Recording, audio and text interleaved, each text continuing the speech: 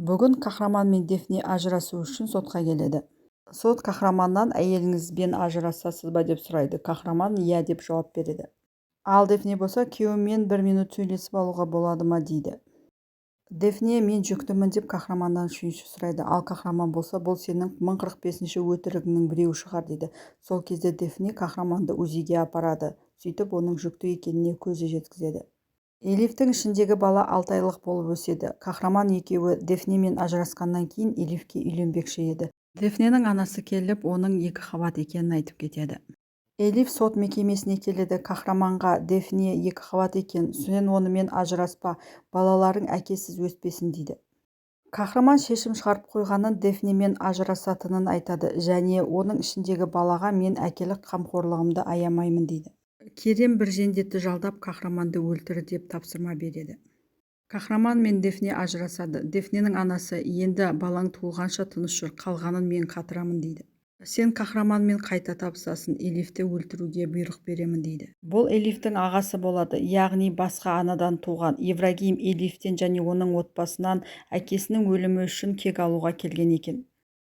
Дефне Элифтің көзін құртиды, ал Ибрагим болса бірінші баласын туып алсын, мен 2 қабат әйелдерді өлтірмеймін, оларға тиіспеймін дейді. Бүгін қаһарман мен Элифтің үйлену тойлары, екеуі бақыттан бастары айналып, ортада билеп жүреді. Қаһарманды өлтіру үшін жендет дайындалып тұрады, ал Керем соңғы сәтте өзінің ойынан бас тартады. Қаһарманды атып жатқан кезде орнына Керем тұрып қалады да, Керем сол жерде өліп кетеді. Арадан уақыт өтіп, қаһарман адамдарымен әлгі жендетті тауып алады. Әлгіні әбден ұрып соғып, сені кім жалдады дейді. Әбден таяқ жеген жендет шындығын айтуға тура келеді. Мені жалдаған Керем, ол сені өлтіруге маған тапсырыс берді дейді. Керем қайтыс болып кеткеннен кейін оның анасы Мерием есінен алжи бастайды. Ол Керемнің өліміне Элифті кінәлайды. Сен де мен сияқты балаңнан айырылып ішің қан жұтсын деп Элифті қарғайды. Сол кезде Элифтің іші ауыра бастайды. Мерием қатты ауыр сөздері айтып, Элифті қарғап кетеді және Элифке көмектеспей кетіп қалады. Мерием өзің де балада осы жерде өліп кет деп оны тағы да қарғайды және Элифтің қиналғанын көріп қуанып тұрады. Элифтің толғағы басталып кеткен еді және көмек сұрап айқайлаған кезде ешкім келмейді, өйткені Мерием кетіп бара жатқанда есіктерді жауып кеткен еді. Іші қатты ауырып, Элиф есінен танып құлап қалады. Қаһарман келген кезде Мерием алдынан шығып, менің баламды өлтірген адамды таптың ба дейді. Қаһарман жоқ, таппадым, әлі іздестіріп жатырмын. Мерием қаһарманға неге іздестіріп тезірек таппайсың дейді. Сен Керемді ұмытып кеттің, Элиф келгелі бізге көңіл аудармайтын болдың. Қаһарман бөлмеге келіп, есінен танып жатқан Элифті көреді, оны тез ауруханаға алып кетеді. Шукран мен Яков Элифтің жағдайын сұрап қаһарманға хабарласады, ал оның жандарында отқан Мерием қалай екен, өліп қалыпты ма, тезірек өлсе жақсы болар еді дейді. Ал Яков пен Шукран не айтарын білмей бір-біріне қарайды.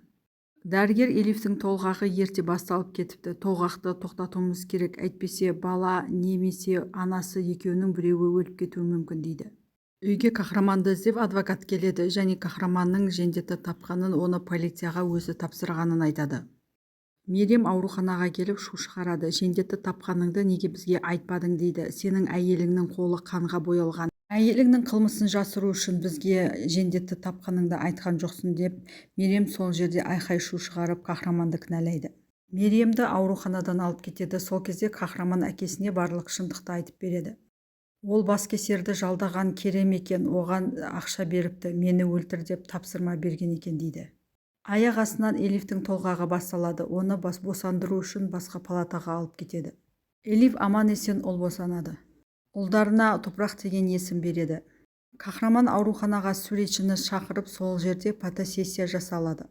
Дефне Элифтің босанғанын біліп ауруханаға келіп баланы көреді. Сол кезде Қиметке Элифтің орнында мен болуым керек еді дейді. Қимет, қой, жақында өзің ана боласың, бұл жерден тез кет дейді. Дефне кетіп қалады. Дефне Ибрагиммен кездеседі. Тез арада Элифтен құтыл деп оған тапсырма береді.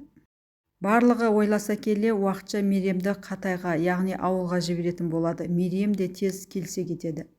Мерием мені ешкім шығарып салмай-ақ қойсын, өзім кете беремін деп сөмкелерін алып кетіп қалады. Элифті өлтіру үшін ауруханаға Ибрахим пол жуушының киімін киіп келеді. өтіріктен пол жуған болып күзетшілер отырған бөлмеге келеді. Күзетшілер шығып кеткен кезде барлық камераларды сөндіріп тастайды. Сол уақытта ауруханаға Мерием де келеді. Ол Элифтің палатасына кіріп, Элиф ұйықтап жатқан кезде оның баласын сөмкесіне салып ұрлап алып кетеді.